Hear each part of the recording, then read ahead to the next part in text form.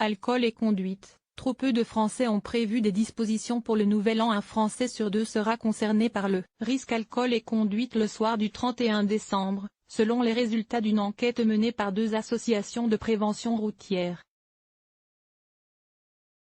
Pourtant, certains ne prévoient pas de solution pour sécuriser le retour de soirée, ou des solutions dangereuses. Le passage à la nouvelle année se fait souvent de manière festive, un verre d'alcool à la main. Mais que se passe-t-il après avoir trinqué? Il faut adopter la première bonne résolution de l'année, ne pas prendre le volant si on présente un taux trop élevé d'alcool dans le sang. Cette habitude n'est pourtant pas automatique pour un certain nombre de Français, comme l'expliquent les associations Prévention routière et Attitude Prévention qui viennent de dévoiler les résultats de leur étude sur l'alcool et la conduite pour la soirée du Nouvel An. Le sondage montre en premier lieu que, sans surprise, près de 9 Français sur 10 vont consommer de l'alcool pendant cette soirée, 89%. Plus précisément, plus de 6 Français sur 10 prévoient de boire 3 verres ou plus, 63%, et leur consommation moyenne sera de près de 4 verres d'alcool. Malgré le dépassement évident du taux d'alcoolémie en vigueur pour conduire, une alcoolémie égale ou supérieure à 0,5 g/l, un quart des sondés prévoient d'utiliser leur véhicule personnel. Des idées reçues dangereuses au total, 48% des Français pensent qu'ils seront concernés par la question de l'alcool et de la conduite, que ce soit pour eux ou pour leur entourage.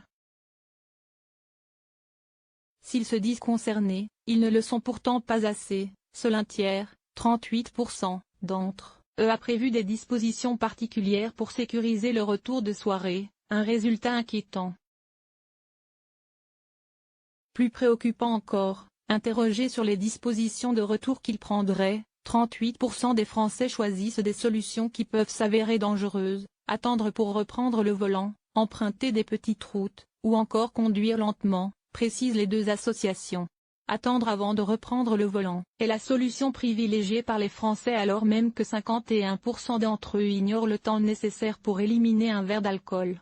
Enfin, 34% des sondés reconnaissent avoir déjà vu une personne reprendre le volant en pensant qu'elle avait trop bu lors d'un réveillon. Face à ce constat préoccupant, les 2 associations se mobilisent depuis début décembre au travers d'une grande campagne de sensibilisation, #BienRentré, mode emploi, pour inciter à prévoir une solution de retour pour le réveillon. En combien de temps l'alcool est-il éliminé? Les Français sont invités à s'engager sur le site monmodedemploi.fr et sur les réseaux sociaux en choisissant leur solution de retour, désigner un SAM, le capitaine de soirée, utiliser les transports en commun, réserver un taxi VTC ou dormir sur place. Des vidéos pédagogiques et des conseils sont également disponibles.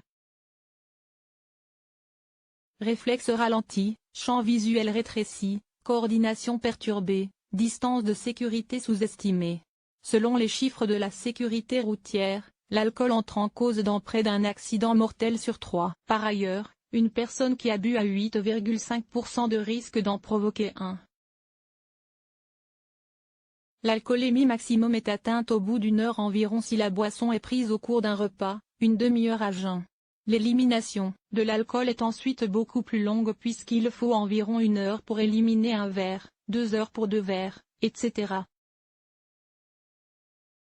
Pour dessouler, cela ne sert à rien de prendre un café, une douche froide ou de sortir prendre l'air, il faudra attendre plusieurs heures. Une unité d'alcool fait grimper l'alcoolémie de 0,25 g par litre de sang.